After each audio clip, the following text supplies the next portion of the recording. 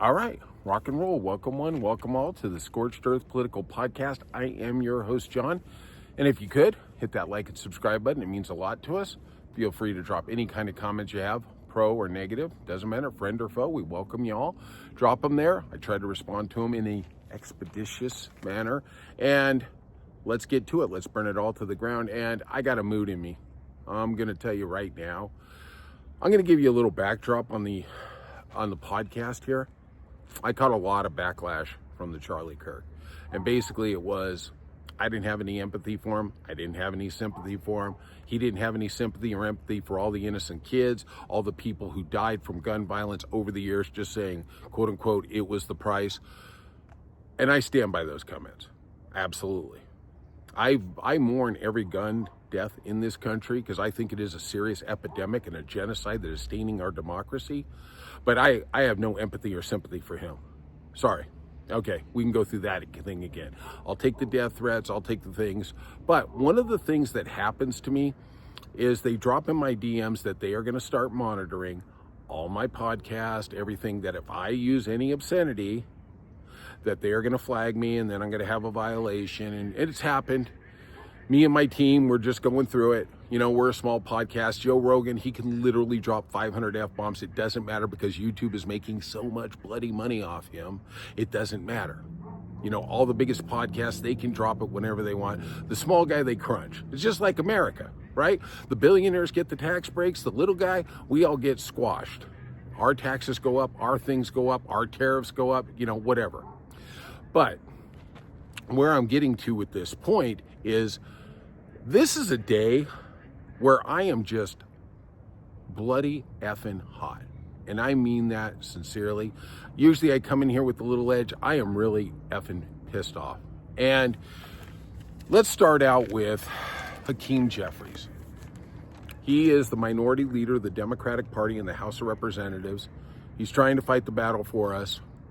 It seems it came to the attention of the FBI that there was this MAGA Republican, we're going to call him Chris Monahan, who was arrested by the FBI today for making death threats on social media against Hakeem Jeffries.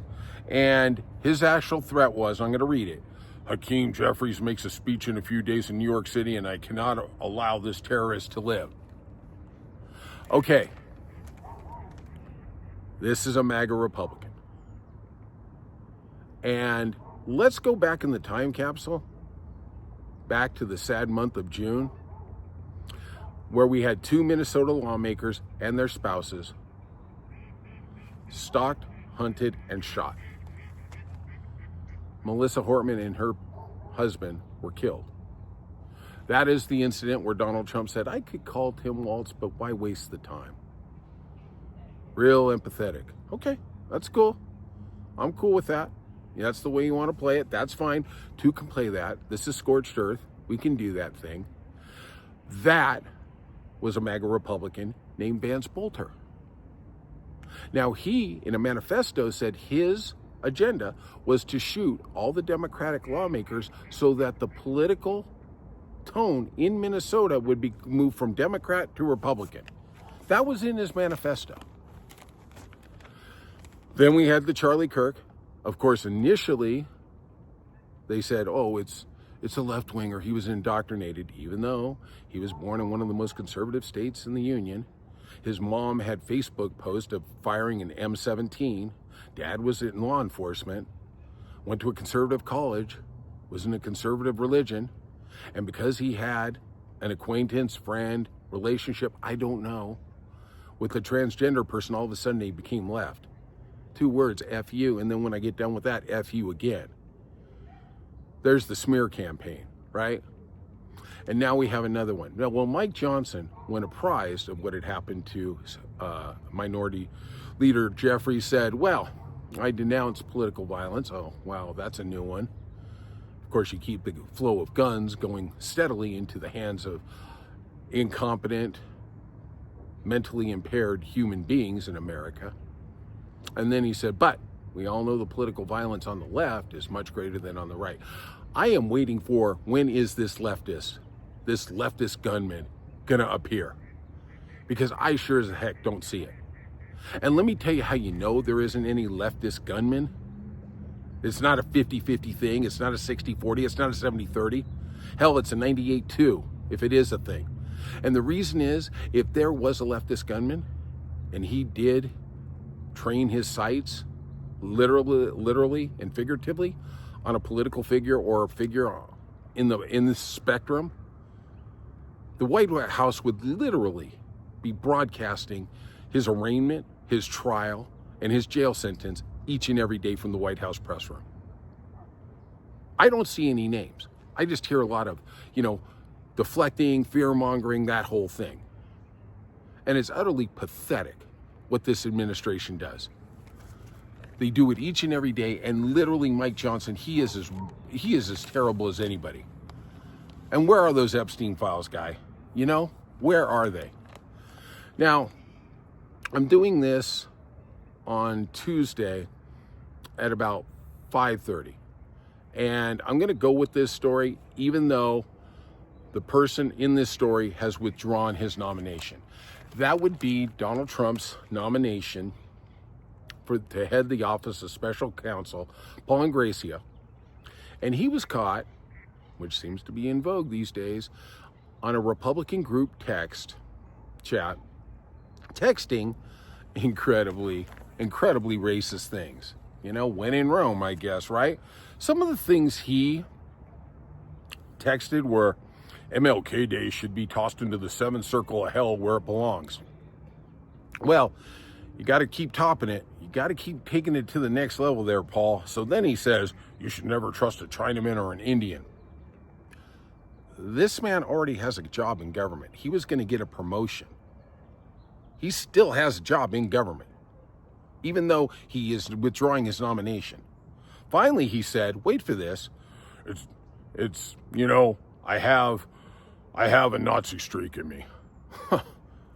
Now we know how you and Stephen Miller get together on the weekends. It was the Nazi Boys Club, right? My question is, I don't think, and Jamie Raskin, the great congressman, said that he should withdraw it. Obviously he did. There was too much heat going on. But we live in an administration where they have a philosophy. It doesn't matter if you're a racist. It doesn't matter if you're a sexist. It doesn't matter if you're a homophobe, because actually that doesn't disqualify you. That gets you to the next level of admittance. You're passing the test to become part of the MAGA Trump Republican administration. Now, you don't think so? Well, let's think about the leader, the cult leader. That's Donald Trump. Remember the Access Hollywood video where he says he just grabs pretty women by the genitals? The guy who was convicted of sexual assault in the E. Jean Carroll case? The man who said Mexicans are rapists? The man who said Haitians are eating the cats and dogs? And then the man who also, among the hundreds of things he said disparagingly, said undocumented immigrants are like animals. Also, talking about Dominican Republican people all having AIDS. No stereotypes there, right? That is the leader. That is the leader of the cult. And anybody in that cult has to pass that litmus test. You either got to be misogynistic, homophobic, or racist. Hey, you really want to get up there? You can be like Stephen Miller and click all three. That's what this administration's about. And it's disgusting and evil. But apple doesn't fall far from the tree. These people are just bloody evil on every level of humanity. All right, let's talk about the viral pictures that are going on an excavator on the White House grounds, demolishing part of the East Wing. Now, Donald Trump in June announced a $250 million ballroom that was going to be built on the White House grounds. And at the time, him and Carolyn Levitt, and remember, you cannot spell Levitt without L-I-E, announced that there would not be any structural alterations to the White House itself. Well, I didn't have this one on my bingo card there, but they lied. It may have been June, but it's always July. in the Trump administration. So now, under cloak and dagger and in the middle of a government shutdown, as they're doing construction, the White House East Wing has a wrecking ball taken to it. And it brings up a bigger question, is how does the president, without any public discussion, any consultation with any of the legislative bodies, able to just do what he wants? I'll tell you something that happens here in Southern California.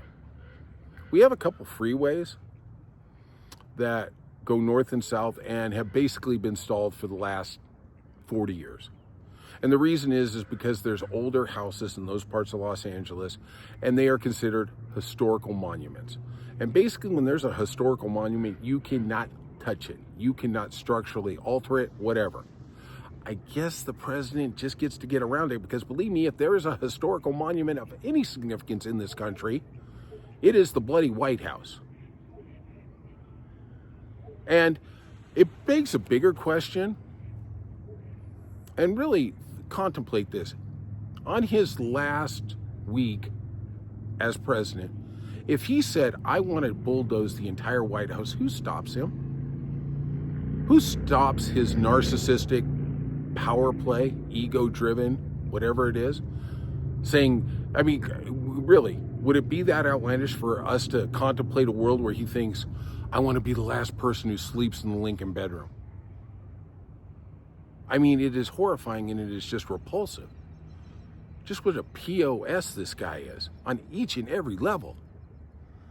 Christ, where does it end? All right, let's head over to the Middle East.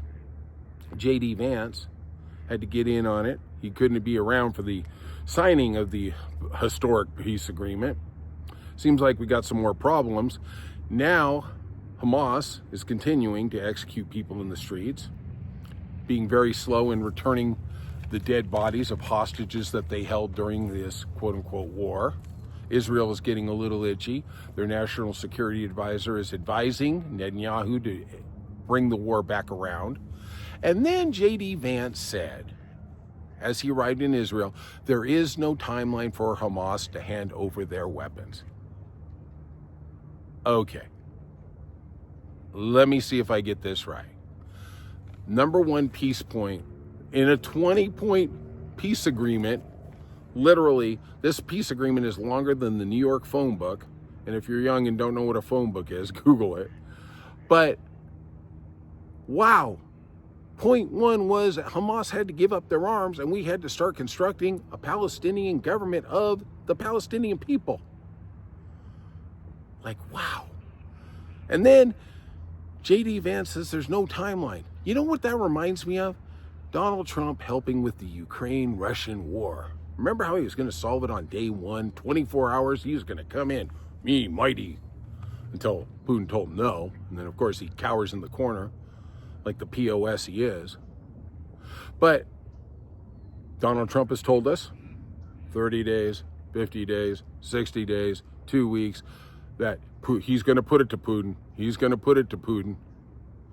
Well, not so much. And let's talk about that Zelensky meeting they had in the White House at the end of last week, where basically Donald Trump was talking about giving Tomahawk missiles, which have longer ranges, and to the Ukrainians. Zelensky, man, his eyes lit up like it was Christmas. Now we can really take it to Russia. Of course, then Donald Trump got on the phone with Vladimir Putin and then said, no, we can't do that. And then, of course, he really started capitulating, saying, well, they're going to have to give up some land. You know, at the beginning of the meeting, it's, you know, they are not going to give up any land. We're going to give them tomahawks by the end of the meeting. And after a call with Putin, his big daddy, it's, no tomahawks. We're going to probably give you a couple pea shooters. I got some spit wads over here. And I think J.D. Vance has some tobacco chew. That's what we're going to give you. Oh, and by the way, you got to give up the Donetsk region. And I know I misspelled that or mispronunciated it. But, boy, I'm having a day, aren't I? I'm really off. But then, after the press conference, and I was reading this in The Atlantic this morning, Zelensky did not have his own private press conference with the media in the White House. No, they kicked him to the curb. They kicked him to the curb quick. He had to go across the street to Lafayette Park. Now, wow. He had a press conference in a public park with the media. Do you think Russia, if they would have known that, they might have sent an assassin or two? Because look, you take out Zelensky, you really decapitate Ukraine's ability to fight back in this war. And how do we have a foreign leader and his press conference with the media isn't on the White House, on the secure White House grounds? We send him to a park. Oh yeah, I forgot. National Guard's got Washington, D.C. all nice and safe now. Kumbaya. Kumbaya. You know, I'm really agitated today because the hypocrisy and the lies of the Republicans, some days they just boil over. You know, about saying that the Democrats are the ones who are instigating violence when it's always, the shooters are always Republican, they're always MAGA. You know, and they could do these racist chats. Let's, you know, hey, New York suspended the young Republicans who were involved in that racist chat last week. The other 49 states haven't done a thing. The Republican parties in those states haven't done one damn thing. Oh, just don't worry about it. Just keep sending the dues in. Like, wow, that's a thing, right? I don't know.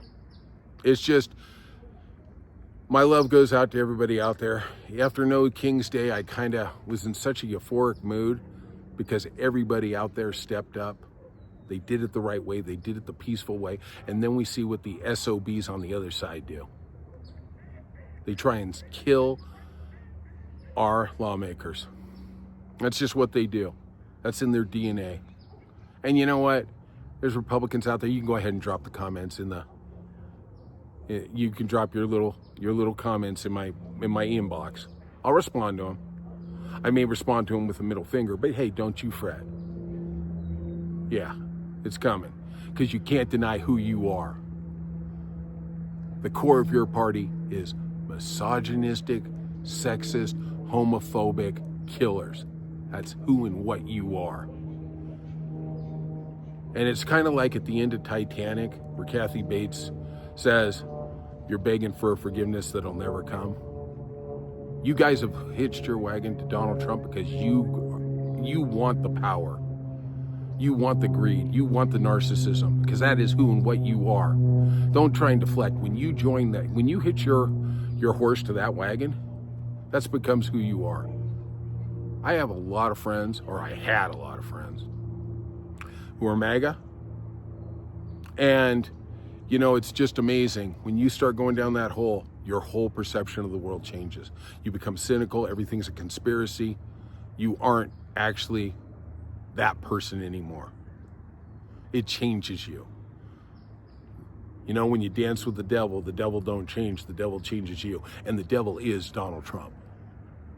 He has changed 45% of this country into his acolytes and his little culties. And we are going to beat you. No Kings was just the beginning. We're going to take back this country. And I'll tell you what, when you try that January 6th thing, maybe we will have some way of fighting back a little more. We'll see. We'll see. All right, if you could, hit that like and subscribe button. It means a lot to us. Republicans, friend and foe, I don't really care. Drop it in the comments. I will respond to it. And we'll see you soon on the Scorched Earth Political Podcast.